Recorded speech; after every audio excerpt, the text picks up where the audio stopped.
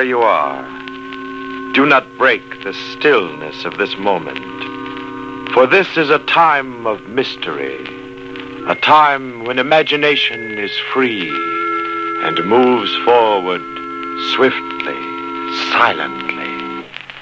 This is the haunting hour.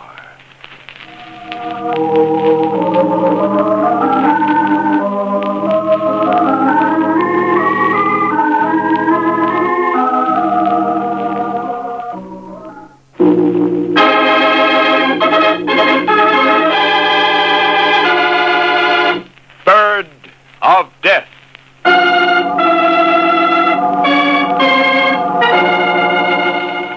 This is the story of a man named Spear, of a bird, a kind of carrion crow, and of a student of birds named Victor. This is also a story of Victor's uncle, Orrin, but that comes later. At this moment, we are concerned only with the trio, Spear, Victor, and the bird of death, the crow. Watch this, Victor. I'm going to get him. I wouldn't if I were you, Spear. Got him. No, you just wounded him. He's getting away.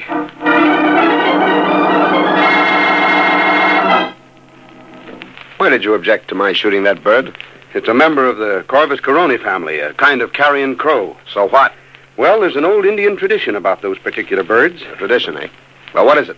Not that I'm interested in those old superstitions. I would be if I were you, Spear. Why?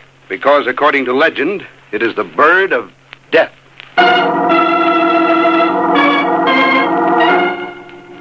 This is also the story of Victor's uncle, Orrin, a man with a different kind of interest in birds, an interest that often took him and Spear to a certain marsh. Are those all the decoys we brought with us, Spear? Yes, sir. Then roll over to the blind. Never can tell when a flight of ducks will come along. Yes, sir. There's that old fishing weir. It's a pity it isn't used anymore. I hate to see anything wasted. Yes, sir. Just a lot of stakes driven into the marsh. A fish trap. They bait it, the fish get in, and they're caught. Looks like an arrow from above. Yes, sir. I'm glad we put the decoys around it. It's a natural place for them. Makes the setting perfect. No duck will be suspicious of it. Yes, sir. You stop that infernal yes, sir. Can't you say anything besides yes, sir? Yeah, of course, Mr. Orrin. Anything you wish. You know, you're too agreeable today, Spear. Too agreeable. There's a streak of cussedness in you. It's usually right beneath the surface, but you're covering it up today. And covering it up real well. What's up? Why, nothing. Nothing at all, Mr. Orrin. I don't know what you're talking about. You don't, eh? Well, most people don't know what the other fellow's talking about. That's what's wrong with the world. More people would. Hurry up, Spear. You're rowing as if we had all day. Yes, sir. Can't get over what a perfect setting that old fishing weir makes for our decoys. Why, the ducks have come right into the nozzles of our shotguns without suspecting there are any hunters around. It's a good setup, all right. Good. It's perfect. You know, that's what counts in the world, Spear. The setting. Give a man the right setting and he can get away with murder. Why, there's been many, Hey, Spear, you're not rowing toward the blind. No, I'm not, Mr. Orrin. You're rowing toward the fishing weir. What's the big idea? It's the right setting, Mr. Orrin. Give a man the right setting and he can get away with murder. You said so yourself. Murder? Murder? What are you talking about? Whose murder? Yours, Mr. Orrin. You stop rowing. Now, Spear, I don't like this. That's understandable. Most of us are cowards. We flinch from death. Even wealthy men like you, Mr. Orrin. Oh, stop joking. Does this shotgun look as if I'm joking? You'll notice it's pointed right at your chest, and a shotgun at close range is a pretty messy weapon, I've read. Why, you... You needn't bother looking for your shotgun. It's behind me. You haven't a chance in the world of getting it. In fact, you haven't a chance, period. Spear, you're crazy. You can't get away with this. I'll call for help. In the first place, you won't call. The instant you even try to yell, I'll pull the trigger. In the second place, who'd hear you out here in the marsh? Why, I don't... Victor, yes, that's it. Victor might hear me. He often comes out here to study bird life. Or maybe one of the servants may be around here. None of the servants will be around here today. You know Jed's too lazy to do anything he doesn't have to, and Kathy's rheumatism will keep her indoors on a day like this. But Victor... He won't be here today either. No, Mr. Orrin, you'd better not count on help from your dear nephew. I've taken care of him. You Kill Victor? Now, why would I do that? I only want to kill one man, and that's you, Mr. Oren. No, I saw to it that Victor received a new book on ornithology this morning. He's in his study reading about the habits of birds.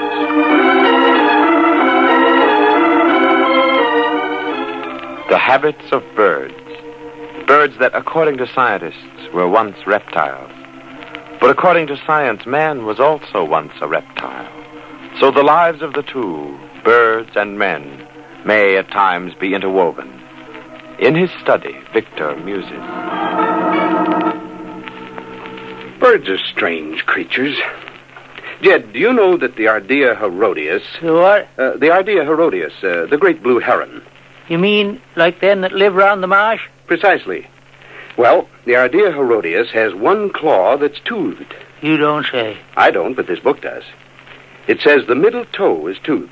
What's the bird want teeth in his middle toe for? I suppose to make it easier to hold on to the fish it catches. You've seen them catch fish, haven't you? Yeah, especially around the old fish trap in the marsh. I don't reckon I ever saw one of them lose a fish once he grabbed a hold of it. Precisely. Oh, say, I reckon there ain't much them book writers don't know. Wonder how they learn it. By observation, Jed. Oh, I tell you, this is a fine book. I just got it this morning. I don't know who sent it, but whoever did certainly knew what he was doing. It's a remarkable book. You ought to read it. Yeah, I ain't no hand at book reading. To think that a man like you or me, could learn so much about ornithology. About what, Mr. Victor? Ornithology, that's the scientific name for the study of bird life. Oh. And he learned it the right way, by watching birds in their native habitats. Yeah. The what? Where they live. What do you want to do that for? Because it's so interesting. It's fascinating. I think I'll go down to the marsh to watch the Ardea herodias myself. Yes, that's what I'll do this very instant. I'm going to the marsh. Oren went to the marsh to kill birds. Spear went to kill Oren. Victor is going to the marsh to observe birds. Birds and men, they're all interwoven as the threads of life and of death. But why do you want to kill me, Spear? You've been my secretary almost 10 years. I've paid you well, haven't I? I've been good to you, haven't I? But not as good as I'm going to be to myself. Why, I even made a provision in my will for you. But not as big as the provision I've made in it. As you've made? What are you talking about? I've destroyed your will and substituted one to fit my own ambitions. I'm going to inherit quite a piece of your estate. So you won't get away with it? You'll be found out. Do you think so? How many years have I been signing your name to letters? About 8. Has anyone ever detected that it isn't your signature? Fine. No, that is... Exactly. No one will ever suspect the will is a forgery. Simple, isn't it? But it is never simple, Spear. You're quite philosophic for a man who's about to die. But you overlook the fact that I've planned this carefully for 5 years. I know every detail of what I'm going to do. There isn't a chance of a slip-up. The perfect crime, eh? Yes, I suppose you can call it that. Everything will go just as I planned it, Mr. Oren. With your money, I'll be on Easy Street the rest of my life. I'm not dead yet. I'll take care of that in a moment, sir. There are easier ways of making money, Spear. I like this way better. Incidentally, that's where you're going to be buried, Mr. Oren. Over there at the fishing weir. Take a good look at it. Not every man gets a chance to see his future grave. No, not every man gets a chance to see his future grave. But every man has his own hopes of averting or at least delaying death. Other people may inadvertently help him. For instance, right now at Oren's house, Kathy, the housekeeper, is saying... Jed, where's Mr. Victor? In his study, I reckon. You reckon. Oh, never seen such a man for not knowing nothing. Well, ain't he in his study? No, he ain't. I'd be asking if he was there. No, I don't reckon you would. Oh, there you go, reckoning again. Can't you give a body a straight answer? What do you always want to be picking on me for, Kathy? I reckon... I ain't no nursemaid to know where everybody's at all the time. Now, Jed, you keep a civil tongue in your head. Land of Goshen, you'd think a body said something outlandish to you. All I asked... All you asked was if I knowed where Mr. Victor is. And I said... Say, I just remembered. He said he was going out to the marsh to see... Just what I thought. He's going out to see if he can get a look at some of them wild birds he's so crazy about. Oh, I might have known it. That man'll be the death of me yet. Well, what you carrying on like that for? Can't a man go for a walk to the marsh without you raising a ruckus? Not without his mackinaw on a raw day like this, he can't. Why, that poor boy'll catch his death of cold. Goshen, I don't know what folks would do if I didn't look after him. Now, you get Mr. Victor's Mackinaw and take it to him right this minute. Oh, Kathy, if he didn't take it himself, maybe it's 'cause he don't want it. Jed, you do like I say. You take Mr. Victor's Mackinaw to him right this minute. If he had my rheumatism, he'd know better than leaving it behind. But how am I going to know where he's at? You just said yourself he was going to the marsh. Well, you go there, too. Keep looking till you find him. Oh, all right. Don't get head up about it. I reckon all I do around here is go traipsing around following.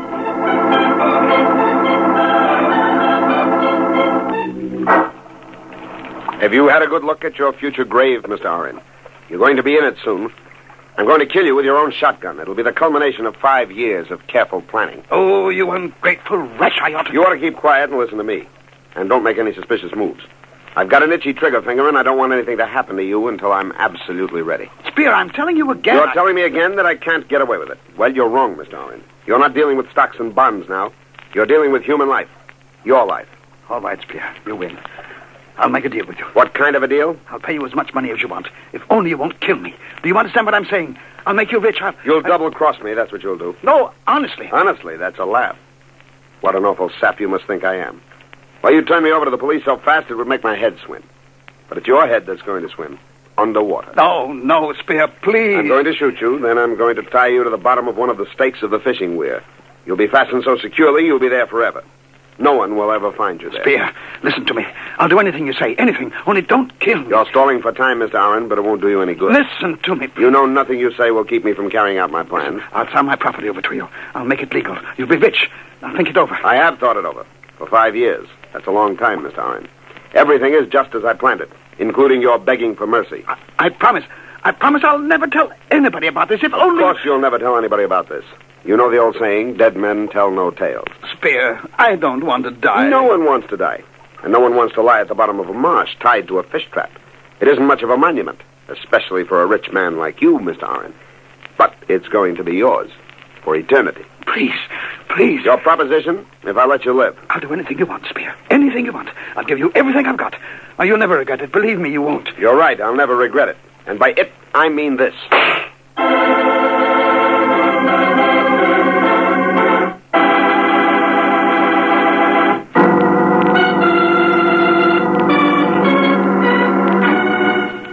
This is the story of Spear and a gun which he fired twice. The first time at a crow which he did not kill but merely crippled. The second time at his employer, Mr. Oren, whom he murdered on the spot. This is the story of Victor, Mr. Oren's nephew, a student of bird life who worries about the crippled crow and who questions Spear about the disappearance of his uncle. He does not know that Spear has fastened Mr. Oren's dead body to the bottom of an old fishing weir in the marsh. You were right, Victor. That crow was the bird of death. Of course, I don't believe in Indian superstitions, but if I hadn't shot that bird, maybe Mr. Oren wouldn't be dead now. Don't blame yourself, Spear. But what I can't understand is why we haven't been able to recover the body. That crew of men has been searching around the center of the marsh with grappling hooks all day now. Maybe the body is caught on a shrub or something at the bottom. This could be. If that's the case, I'll ask them to use dynamite. Dynamite? I hadn't thought of that. Are you sure you pointed out the exact spot where the accident happened? I'm positive. Then there's nothing to do but use dynamite. That'll dislodge anything in the immediate vicinity.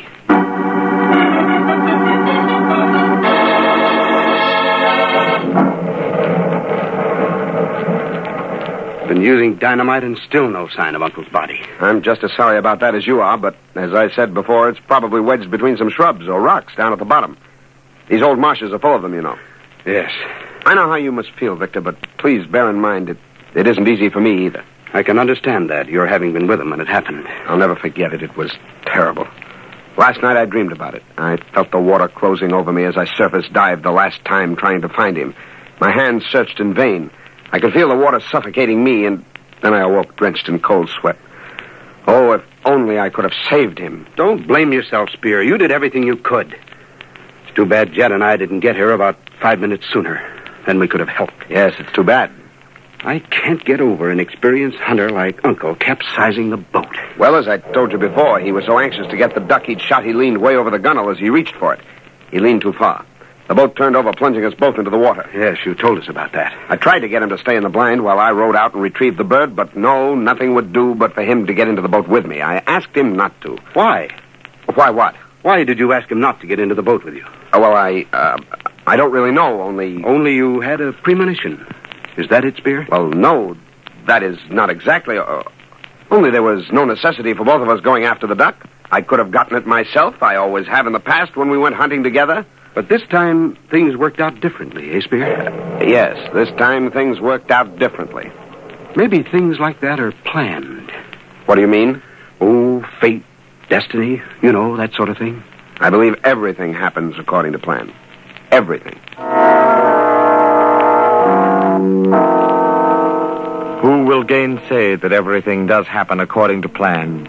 But whose plan? And what is the plan? Is there no such thing as circumstance? And what part does it play in the plans a man may make? And they haven't found the body yet? Nary a sign of it, Kathy. Nary a sign. Oh, poor Mr. Oren, not getting a decent burial. It ain't right. Him being down the bottom of the marsh like that, I tell you, Jed, it ain't right. No, reckon ain't nobody gonna argue with you about that. But the day's dynamiting ain't done no good. Ain't much more that can be done. You mean they'll leave him down there? I reckon so. What else can they do? Well, I don't rightly know, but seems like they oughtn't to give up till they find poor Mr. Oren's body. Maybe they ain't never gonna find it. Why? Maybe it just wasn't meant to be found. Oh, Jed, you don't make no sense. No, lots of things don't make no sense if you ask me. Things like what? Well, I don't rightly know how to put it, but some things just don't add up. Oh, land of Goshen, Jed, you're going to drive me plumb crazy with that kind of talk. What things don't add up? Well, it's like this, Kathy. You recollect you sent me out to the marsh to find Mr. Victor and give him his Mackinaw? Of course I recollect. Well, I done like you told me to. I found him moseying along toward the marsh, reading one of them books that he got the very day of Mr. Oren's accident. I know all about that. Yeah, but here's what you don't know. He asked me to go to the marsh with him. He wanted to show me something about about blue heron. And so I went with him. I know all about that, too. What of it? Hold your horses, will you? I'm coming to that. We heard a shot from the marsh, along about the fishing weir, I'd say. And a few minutes later, when we got there was Mr. Spear, dripping water and climbing out of the marsh with his story about how Mr. Oren was drowned. Well, what don't add up with that? It's exactly what Mr. Spear's been telling about the accident. Yeah, but according to his story, Mr. Oren, he shot a duck from where they was hiding in the blind. The duck fell in the middle of the marsh, and he and Mr. Spear, they got in the boat and rowed out to get the dead bird. That's right. Mr. Oren leans out to pick the duck out of the water, and the boat turns over, drowning him, even though Mr. Spear, according to his story, done everything he could to save Mr. Oren. Now, 'pears to me that was a mighty short time for all that to happen. Seems like all them doings ought to take more than the 4 or 5 minutes it took me and Mr. Victor to get to the marsh and see Mr. Spear climbing out of it. Oh, land of Goshen, Jed, that kind of talk would drive a body clean out of their mind. Maybe it took you and Mr. Victor more than 4 or 5 minutes to get to the edge of the marsh. No, it didn't. And even if it didn't, that don't mean nothing. Things just naturally happen fast sometimes. Yeah, maybe. But still, it just don't set right with me. I reckon it ought to take more time than that for all them things to happen.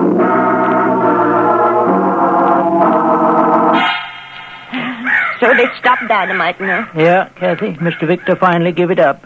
Said there wasn't no use keeping it up forever. Oh, that means poor Mr. Oren will be down there at the bottom of the marsh till doomsday. I reckon so. I still say the whole thing don't add up just right. Oh, now don't start that again, Jed. Body just can't stand being around you when you carry on with such crazy talk. I just can't help feeling Oh, that... land of Goshen. You make even my rheumatism worse for that kind of talk. All right, then, I'll keep quiet about it. But I still say... There you go again. All right. Don't get yourself het up. You and your crazy talk. You haven't told Mr. Victor any of it, have you? No. Well, don't. He's got enough on his mind right now as is. I won't say nary word about it to him. Promise? Yes, I promise. That's better. By the way, where is Mr. Victor now? I reckon he and Mr. Spears over at the lawyer's for the reading of the will. Looks like they could have waited a spell before they went into that. Mr. Spears said they might as well get over with. Guess he's right. Oh, I get all fussed up inside thinking of poor Mr. Oren resting down the butter. Jed, where you going? I think I'll just mosey on over to the marsh for a spell. I just can't get it through my head why the whole thing don't add up.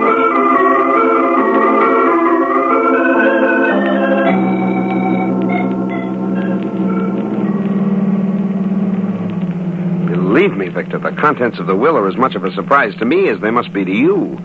I thought Mr. Oren would remember me, but I didn't dream he would leave me the bulk of his estate. Neither did I. I'm sorry if it upsets your plans in any way. My plans? Looks as though Uncle didn't think much of them. Then he knew about them? He knew I wanted to devote my life to ornithology. Gave me the impression he approved of it. He must have changed his mind. Evidently. But it doesn't change mine. I'm going to be an ornithologist. I've played around with it before as a hobby, but I'm in dead earnest now. I'm going to start right away. In fact, right now. Now? Yes.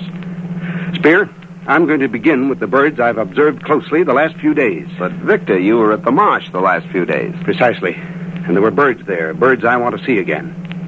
Spear, drive as close to the marsh as you can, and we'll walk the rest of the way. If you don't mind my saying so, it sounds rather silly to me. Do you mind doing what I ask? No, I don't mind. Why should I? I don't know.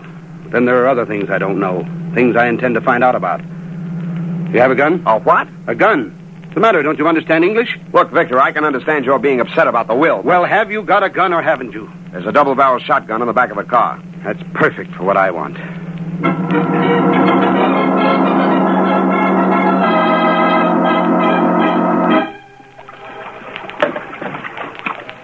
Now, row out to the middle of the marsh, where the accident happened.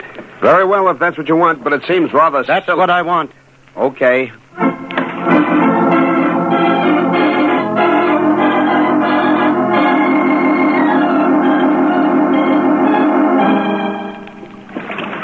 Well, here we are. Now, what's this got to do with birds? Plenty. See that buzzard of a crow sitting there on the fishing weir? The bird you crippled? Well, watch me take a shot at him. You missed him. I intended to. Killing isn't in my line. What does that crack mean? You'll know soon enough. I don't understand you, Victor. First, you try to keep me from shooting that bird. Then you take a crack at him and miss him on purpose. You must be losing your mind. On the contrary, my mind is just beginning to function.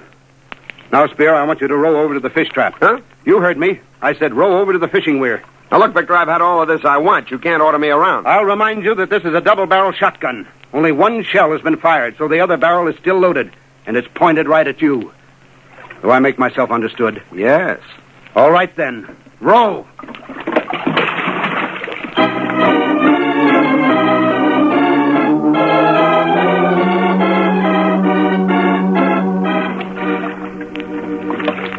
Edge the boat over a little, Spear. Right against the stake that crow is sitting on. Why, it's back. Yes, it's back. Back on the same stake it's been sitting on for 3 days now. It just sits there and stares hungrily straight down into the water. Well, what of it? That bird is a scavenger, Spear. It isn't here to catch fish like the other birds.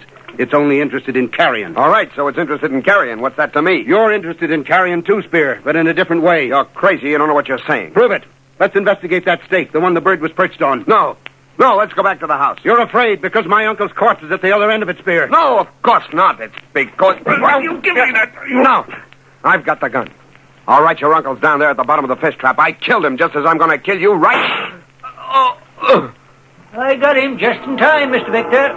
I heard what he said. I was there in the duck blind. I'm sure glad I had my rifle with me.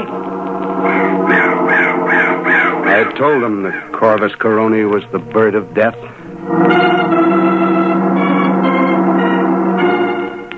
This is the story of a man named Spear, of a bird, a kind of carrion crow, of a student of bird life named Victor, and of his uncle, Oren. A story of birds and men interwoven as the threads of life and death.